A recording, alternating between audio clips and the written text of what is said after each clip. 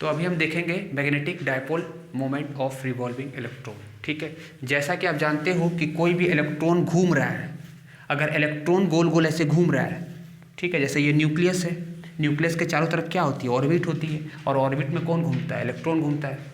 तो ये इलेक्ट्रॉन जो घूम रहा है, तो ये इलेक्ट्रॉनिक मतलब इलेक्ट्रॉन के घूमने से यानी चार्ज घूम रहा है, तो करंट कैसे घूमेगा, अगर इलेक्ट्रॉन ऐसे घूम रहा है तो करंट ऐसे घूमेगा। तो हमने आपको इससे पहले बताया था कि करंट लूप के कारण मैग्नेटिक डायपोल मोमेंट जो बनता था वो I × A बनता था। तो यहाँ पर कभी कभी ऐसा डेरिवेशन आया हुआ है और आता है कि मैग्नेटिक डायपोल मोमेंट आपको निकालना है फॉर रिवॉल्विंग इलेक्ट्रॉन, क्या होता है। ठीक है, तो देखो इसके लिए हम क्या करेंगे, consider an electron revolving anti clockwise around a nucleus.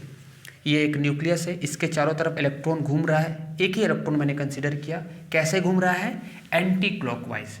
ठीक है, जिसकी रेडियस क्या माना है, ऑर्बिटल, ये ऑर्बिट से ये जो न्यूक्लियस है इसकी डिस्टेंस है कितनी, r है, यानी रेडियस r है। कितनी स्पीड से घूम रहा है, v।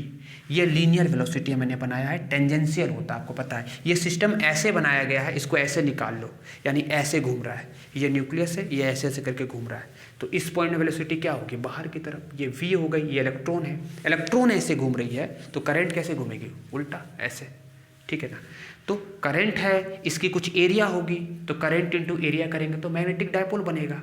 तो यहाँ पर क्वेश्चन है कि इलेक्ट्रॉन के रिवॉल्व होने से मैग्नेटिक डायपोल मोमेंट कितना बनता है। तो करंट का फॉर्मूला हम क्या जानते हैं, charge by time, 10th class में पढ़े थे। यहाँ पर चार्ज कौन है, electron, electron by time, time period, गोल घूम रहा है ना, टाइम कैसा है, एक पीरियड है, पूरा घूम करके वहीं आ रहा है, फिर वहीं आ रहा है, पीरियोडिक टाइम है। तो टाइम क्या होगा, पूरा कंप्लीट रिवोल्यूशन का टी होगा। ठीक है, पूरा घूमेगा तभी तो करंट बनेगा, आधा में थोड़ी बनेगा, पूरा घूमा तो टी बना, टाइम टी।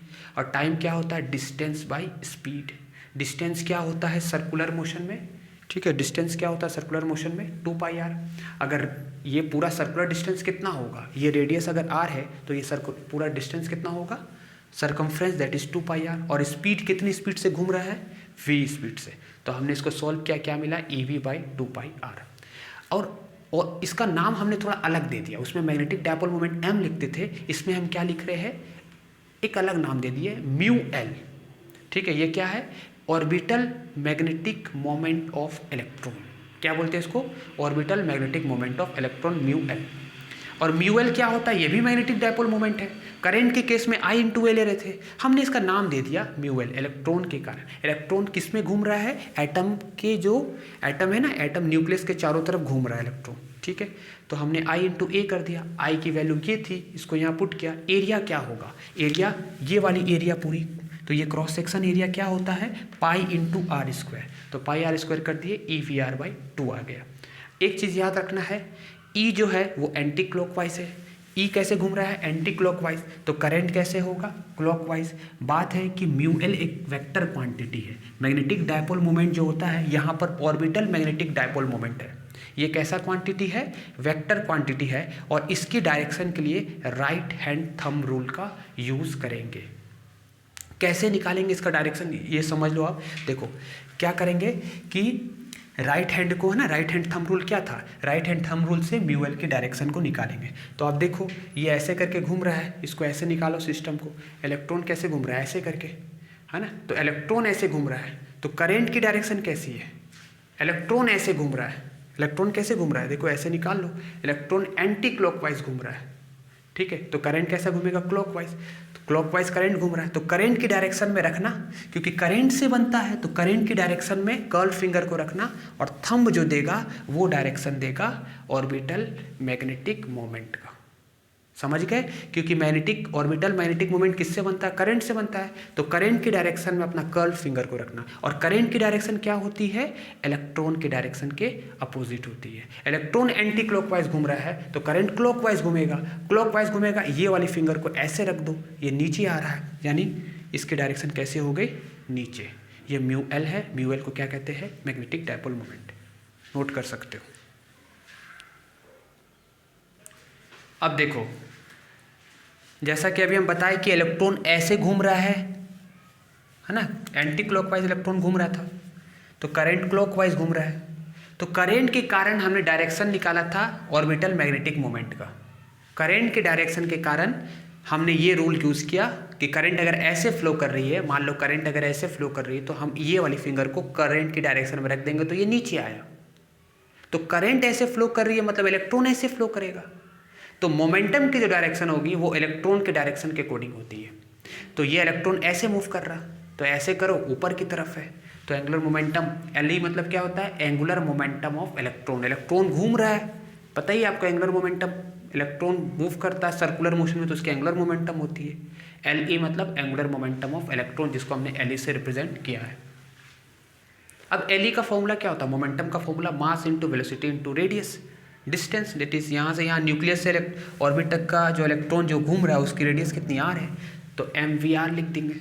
अब ये हमने जस्ट अभी निकाला था, तो दोनों को हम क्या करेंगे, डिवाइड करेंगे। क्यों करेंगे, एक नया कांस्टेंट डिराइव होगा अभी, तो जब डिवाइड किए 2 से 1 को तो बहुत सारी चीज़ कट जाएंगे। देखो v कट गया, r कट गया, तो क्या बचा E2me। E क्या है, चार्ज ऑफ इलेक्ट्रॉन, 2 क्या है, नंबर है, और m क्या है, मास ऑफ इलेक्ट्रॉन। me मतलब मास ऑफ इलेक्ट्रॉन। ये दोनों वैल्यू हमारे पास होती है, यानी इसकी जो रेशियो आएगी वो एक कांस्टेंट आएगी।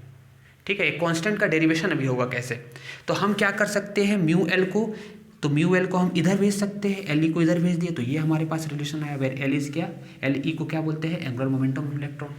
और तुमने ऐसा पढ़ा था एटम्स न्यूक्लियाई में, क्वांटाइजेशन ऑफ मतलब क्वांटाइजेशन पढ़े थे, क्वांटाइजेशन में बोर का सेकंड पोस्टुलेट में, कि एंगुलर मोमेंटम का वैल्यू कितना होता है, M V R is equal to N H by 2 pi, N H N principal quantum number, H होता है प्लैंक कांस्टेंट।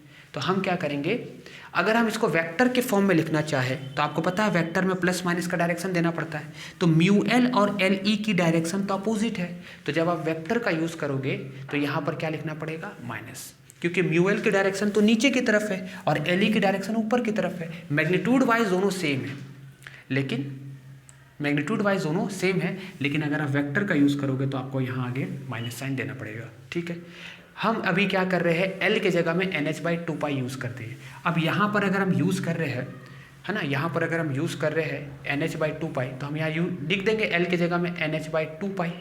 अब यहाँ पर देखो E हो गया चार्ज ऑफ इलेक्ट्रॉन, H हो गया प्लैंक कॉन्स्टेंट, H हो गया प्लैंक कॉन्स्टेंट, 4 भी एक नंबर है, पाई भी एक कॉन्स्टेंट और मास ऑफ इलेक्ट्रॉन है, तो ये सारी चीज़ कॉन्स्टेंट हो गए। ठीक है, अब ये कांस्टेंट को जब हम सॉल्व करेंगे फॉर हाइड्रोजन एटम, हाइड्रोजन की n की वैल्यू कितनी होती है, हाइड्रोजन की L की वैल्यू होती है +1। हमने मैग्नीट्यूड निकाला, ठीक है, हमने मैग्नीट्यूड निकाला, मैग्नीट्यूड निकाल रहे, लेकिन जब वेक्टर के फॉर्म में लिखेंगे तो यहाँ माइनस साइन देना, और जब मैग्नीट्यूड निकालेंगे तो कोई वैल्यू आएगी, पॉजिटिव वैल्यू आएगी, कितनी होगी, हाइड्रोजन एटम के लिए n की वैल्यू कितनी होती है, 1 होती है। एक ही ऑर्बिट होता है हाइड्रोजन में, एक ही इलेक्ट्रॉन होता है, एक ही ऑर्बिट होती है, तो यहाँ पर n की वैल्यू 1 पुट कर देंगे, और जब इसको हम सॉल्व करेंगे, h होता है प्लैंक कांस्टेंट, डिफाइंड टर्म है, मास ऑफ इलेक्ट्रॉन, ये सब को सॉल्व करेंगे चार्ज ऑफ इलेक्ट्रॉन को, तो हमें मिलती है 9.27 into 10⁻24 ampere metre square. This is what, mu L को क्या कहते हैं, ऑर्बिटल मैग्नेटिक मोमेंट। और ये जो वैल्यू आया, इस वैल्यू को हम कहते हैं बोर मैग्नीट्यूड। ठीक है, ये वैल्यू क्या है, कांस्टेंट वैल्यू है, बोर मैग्नीट्यूड। अलग अलग एटम के लिए अलग अलग म्यू एल की वैल्यू होती है ऑर्बिटल मैग्नेटिक मोमेंट। कहने का मतलब सिंपल है कि इलेक्ट्रॉन न्यूक्लियस के चारों तरफ गोल गोल घूम रहा है, उसके कारण भी क्या बनता है, ऑर्बिटल मैग्नेटिक डायपोल मोमेंट, क्योंकि वो एक चार्ज है, चार्ज अगर फ्लो कर रहा है तो करंट फ्लो कर रहा है, चार्ज ऐसे फ्लो कर रहा है तो करंट ऐसे फ्लो कर रहा है, उस एरिया में फ्लो कर रहा है, दोनों मल्टीप्लाई होकर के क्या बनाता है, मैग्नेटिक मोमेंट। ठीक है, आप इसको नोट कर सकते हो, 3 मार्क्स डेरिवेशन ये एग्जाम में कई बार आया है।